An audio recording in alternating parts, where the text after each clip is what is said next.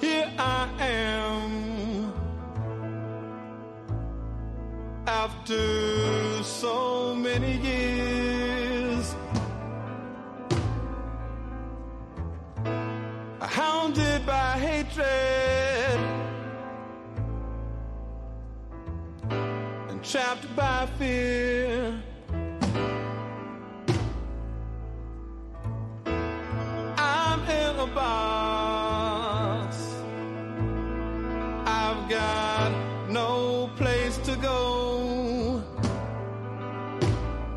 If I follow my mind, I know I slaughter my own. Help me, I'm the prisoner. Won't you hear my plea? I need somebody, yeah, to listen to me.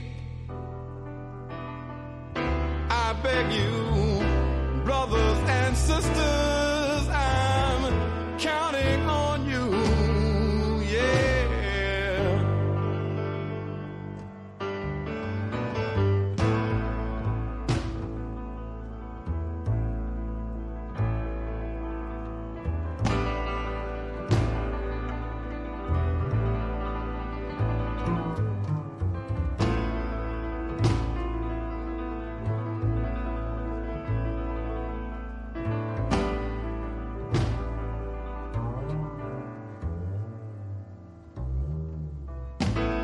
Black babies in the womb,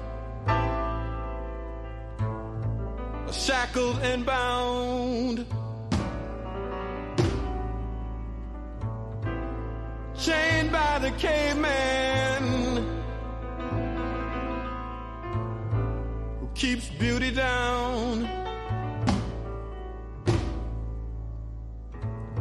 smacked on the ass when they're squalling and wet.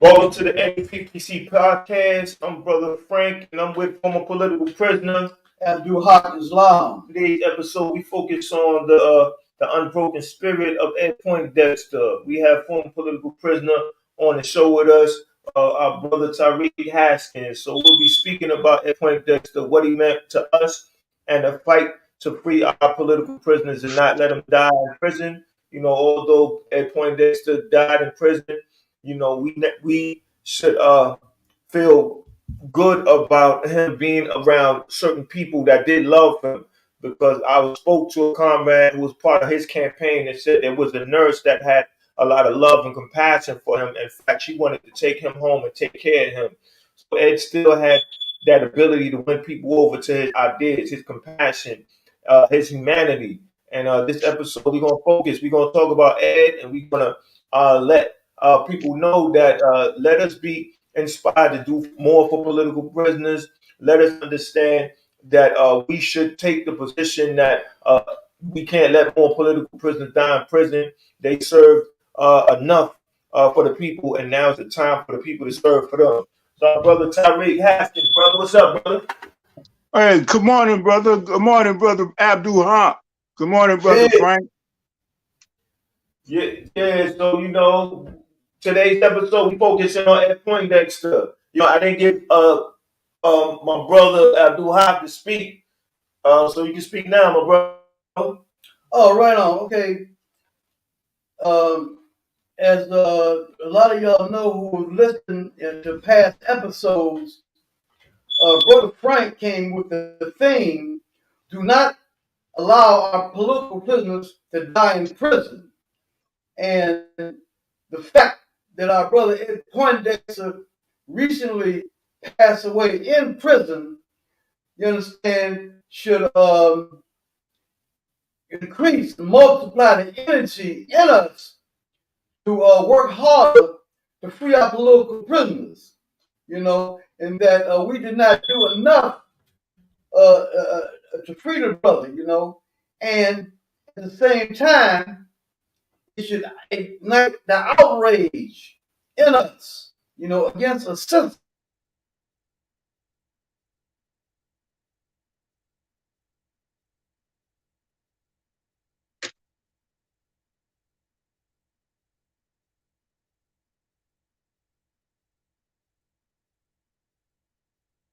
Peace, brother.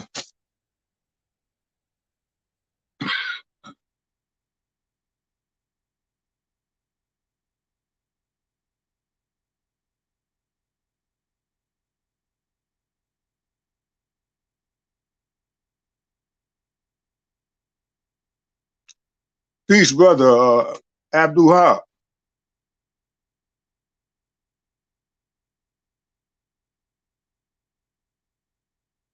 Peace, brother. Y'all will cut off for a moment, but I'm going to go ahead and I'm going to say, make a great noise. Make a great noise. We have lost our brother. We have lost our father. We have lost our teacher. We have lost our freedom fighter, Black Panther Ed Poindexter. On this past December 7th, 2023, Ed Poindexter transitioned to the ancestral realm while serving time in a Nebraska prison. Ed was 79. Black Panthers Ed Poindexter and David Rice, two of the most dedicated Black Panthers, were wrongly convicted in 1970 of killing an Omaha, Nebraska police officer. Ed had been wrongly incarcerated for 52 years. Peace, family. Peace to all you intelligent and courageous viewers. I am Tyreek. I am a Black Panther. I am a former member of the Black Liberation Army. I spent 17 years in various American death camp prisons as a prisoner of war. I said we should make a great noise. Black Panther Ed Poindexter has transitioned to the ancestral realm because he was struggling. He was fighting to stop the genocide the government is committing against Black people. I said, make a great noise about the passing of Black Panther Ed Poindexter because he was struggling, fighting to create a new loving society. Ed Poindexter was fighting to stop the police from killing and from terrorizing Black people. Ed was fighting to stop and frisk of young Black people. Stop and frisk are done to train our young people to be too afraid to fight to stop the genocide. Ed was fighting to remove our people out of harm's way, remove our people from being downwind of chemical companies that emit deadly chemicals into Black neighborhoods. Since the passing of our brother, who has stepped forward to take Ed's place. Ed knew the present system, particularly the present nuclear family, turned out people who call themselves superior and who call black people inferior animals that should be killed. Ed was fighting to bring into existence a new family structure that would turn out peaceful, loving people who see everyone as equal. The rich ruling class and their agents were mad at Ed Poindexter, not because he was convicted of killing a police officer. They were mad with Ed Poindexter because he was fighting to stop producing hateful people. The rulers need hateful people to run the society, people who can kill and can let a lot of people die. This is why they subjected Ed to medical murder. The authorities did not appropriately medically treat Ed. They medically murdered Ed. Ed had a life sentence.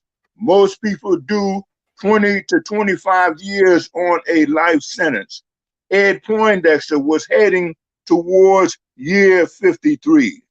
If you would have known Ed Poindexter, certainly you would know why we say free all political prisoners and prisoners of war.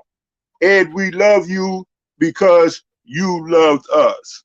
Peace, brother. Peace. Beautifully said, man. But go back to what you were saying, brother.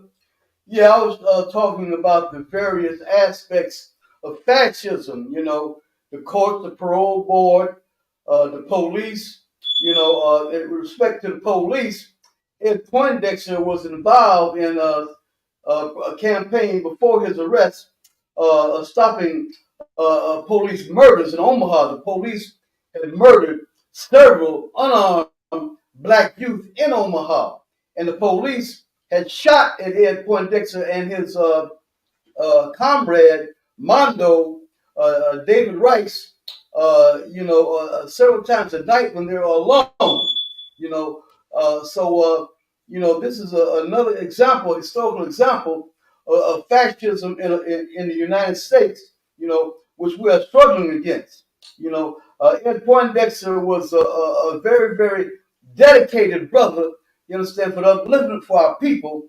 Once in prison, him and Brother Mondo immediately formed the Harambe African Culture Organization, which lasted 45 years. Incredible, yeah. Lifting the consciousness of black people. Teaching our youth about themselves, giving them intellectual instructions, history, very, very active in anti-drug, anti-war, anti-drug, anti-gang activity. He was very continued his political work while in prison. So this is a very, very great loss to us. Which tells us we got to multiply our efforts. To free all our political prisoners. Right, that's why when we say Ed Poindexter, we always got to say freedom fighters. Ed Poindexter. Freedom fighter. Freedom fighter. Freedom fighter. Ed Poindexter. Freedom fighter. Freedom fighter. Freedom fighter. Freedom fighter. And one of the things that the term that I came across when I was doing the research on Ed Poindexter prior to us coming on is that him and Mondo were victims of COINTELPRO. And I think that that's what we need to identify as our political prisoners as well, as victims as COINTELPRO, because as the brother just laid out the evidence against him and the fact that it was suspect evidence, we know that this was a deliberate act. It was constructed by the state to keep these brothers incarcerated and to stop them from doing what they were doing in the community, which was organizing the community, was monitoring the activities of police and letting the people know that they don't have to tolerate mistreatment. And as the brother said today, they took a position against fascism. They took a position against police terrorism, and these are ideas or models that we can follow today in 2023, going into 2024. In fact, when we black are. people still In fact, we are. yes, and when black people are still dealing with these problems. Mm-hmm. So I think that the Ed Poindexter, we need to give him salute. We need to salute him, and we need to follow his motto. And we truly respect the brother. We'll continue. Brother, you was about to say something? Yeah, see, this thing of re-Africanizing our people is very important, because what goes along with the making of our people in the Negro is to saddle our people with a lot of negative conclusions. When they make us into a Negro, they make us conclude that we are stupid people, that we are cowards, that everything we do is wrong. And so when we re-Africanize our people, we make our people into people, African people, who think of themselves as intelligent, who know that they are courageous, and who know that they make good decisions. And the authorities, the racists and the fascists, they don't want the Black Panthers, they don't want persons like Ed Poindexter and David Rice to make the Negro into an African person, because that would save the African person's life. And that would be a great help to the community to have African people in the community, rather than just have Negroes and the other end person in the community. And that's why the authorities, the fascists, hated Ed Poindexter and hated Brother David Rice. Exactly, and that's why we have to be inspired to continue to do their work. Because Ed Poindexter and Mondo, they did not get absorbed into self-pity about why they were being incarcerated. They knew that the state was going to strike back, and they went to work when they got incarcerated. And I think that says a lot about them, because while us, with our so-called freedom, we're out here and we make excuses about not doing certain work, about not getting involved. And we're not as restricted as they were, and we should look at ourselves and ask ourselves, how do we really feel about injustice? Are we really that bothered by it, where we not doing anything? We have to do something if we're truly bothered by something. And I think the examples of Ed Poindexter laid for us and Michael to be implemented by us and by our youth, because our youth are our future.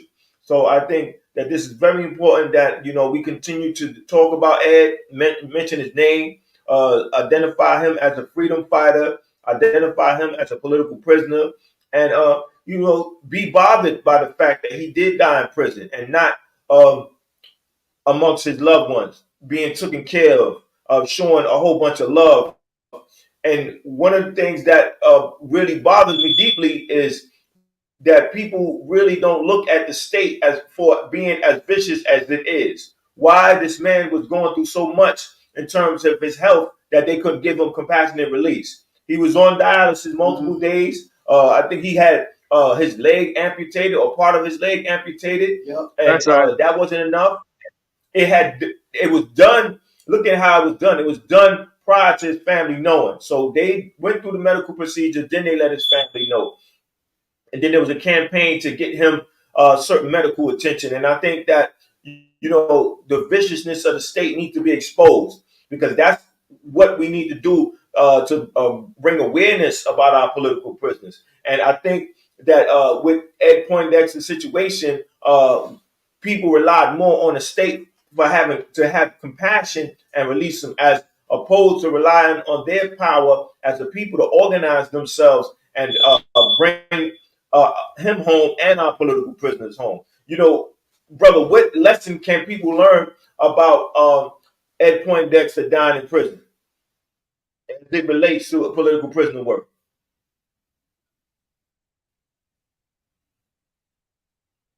You hear me, brother?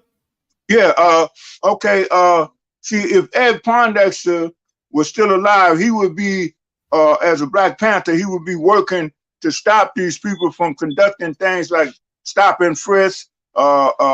And that's when the police running up on our young people and training them to be too afraid of the white police, too afraid to fight back to stop the genocide. And that's what Ed Poindexter was working on. But on his health issue, being in prison, each prisoner is supposed to be exposed to periodic checkups and that sort of thing. at least every year they should be receive a checkup, and then they will find out that they have these various horrendous diseases like diabetes, and Ed should not have progressed to the point where he has progressed to. And that's why I say that the authorities committed what we call medical murder. That's a practice that they use, medical murder. And that's one of the reasons why they're not so energetically hopping on bringing back the death penalty, because they already have the death penalty in the use of medical murder.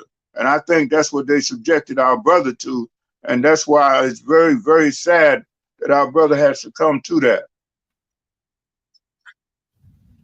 Yes, I think, and people need to hear that, and that's why people need to understand the seriousness of this work to bring our political prisoners home, and so that we as a people can take care of them, provide them attention, conduct fundraisers, do what's necessary, keep them right in the midst of the work that we're doing today in 2023, heading into 2024. I think as the new year comes, we have examples to follow. We have the ability to interact with our political prisoners via writing them a letter and letting them know what's going on and getting their viewpoints. I think that when we have platforms such as this and other platforms like Black Media Power, like Black Power in Media, we have the ability to bring our political prisoners in to our conversation. We can read a letter that they wrote as it pertains to what's going on currently and get their input. So now they become real to us, because our political prisoners have to become real to us.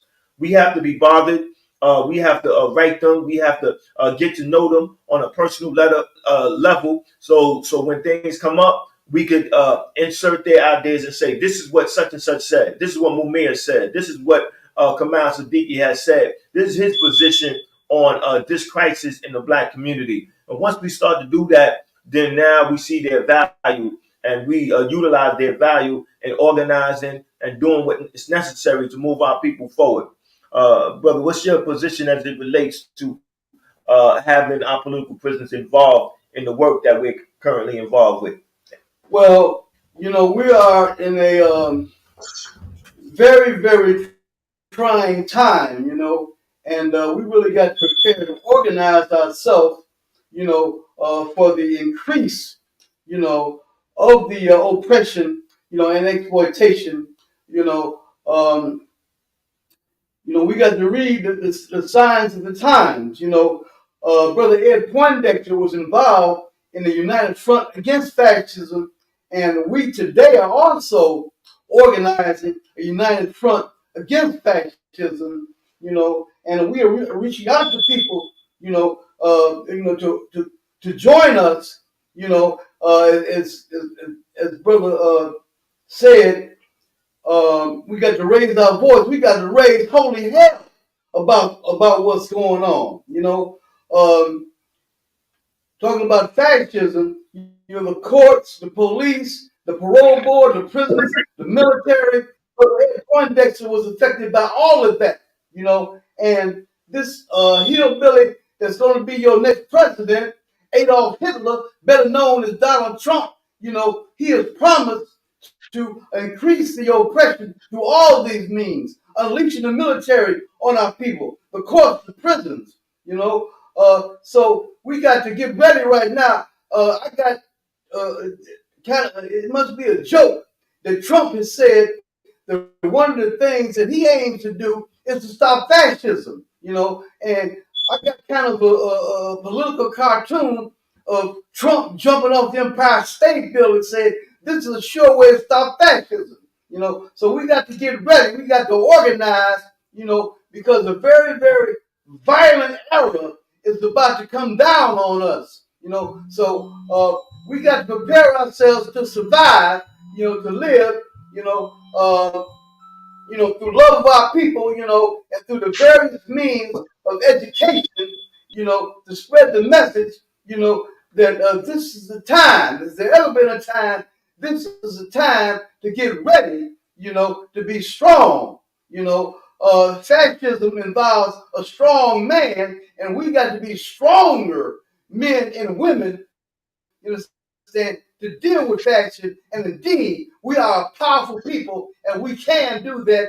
And we need to unleash the power of our people to free all our political prisoners, free them now. We need to be have holy outrage against our brother dying in prison and not going home. Like Brother Frank always says, do not let our political prisoners die in prison. Join the fight. We need our people to have the mindset of an army. You understand? To free ourselves, to liberate ourselves. What's it called? Free them all. Yes, indeed. Well said and to the point. Because that's why it's very important that we have these conversations consistently. In a couple of weeks we'll be dealing with Kwanzaa, right? And we'll be having to deal with our principles for those 7 days. And this is the opportunity for us to talk about our political prisoners and to make sure that they continue to be discussed.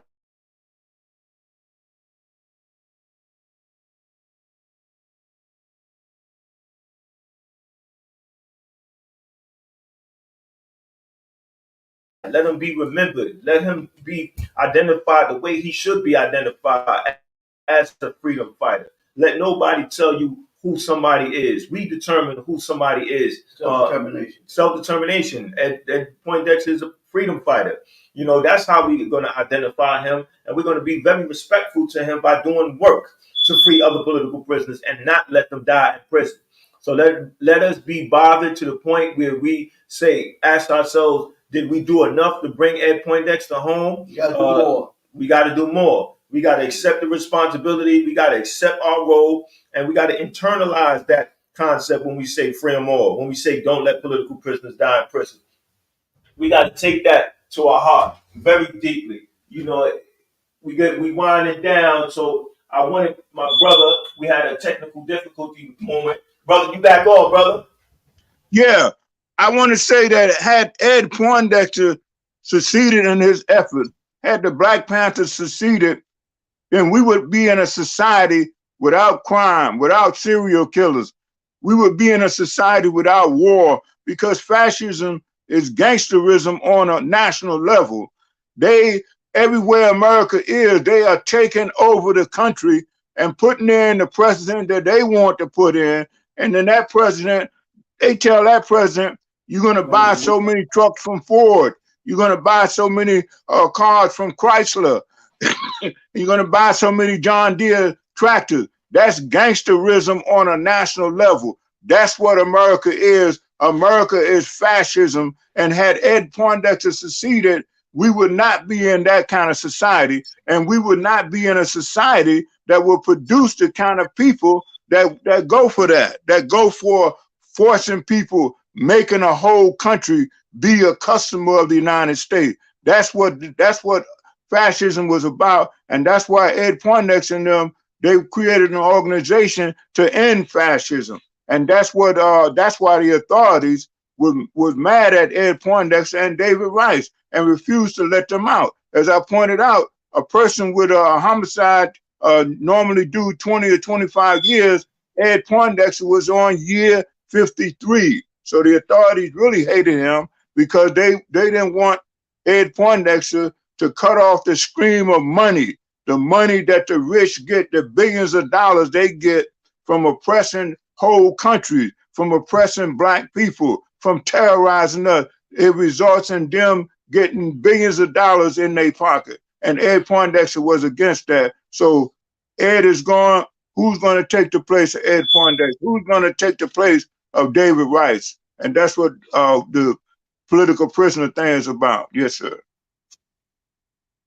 But you must take the place. Absolutely. It's a war of ideas, right? Our ideas, they're only going to have power if we put them in practice. And that's why, this platform is very important. That's why belonging to a political organization is very important, because if you know something is wrong, then how far are you going to address the wrong? It's not enough to complain. Anybody can sit back in the comfort of their home or their apartment, wherever they're living at, and complain about what's going on and give an articulate analysis of the situation. you know, but it means something more when you participate with an organization. You join an organization, you accept your role in that organization, and you come at the position where I have a mind, I have the ability to create, I have the ability to wake people up, to win people over to my ideas. And you use your abilities and you use that in a way where you are determined to get your agenda across. You know, our agenda is to free our political prisoners.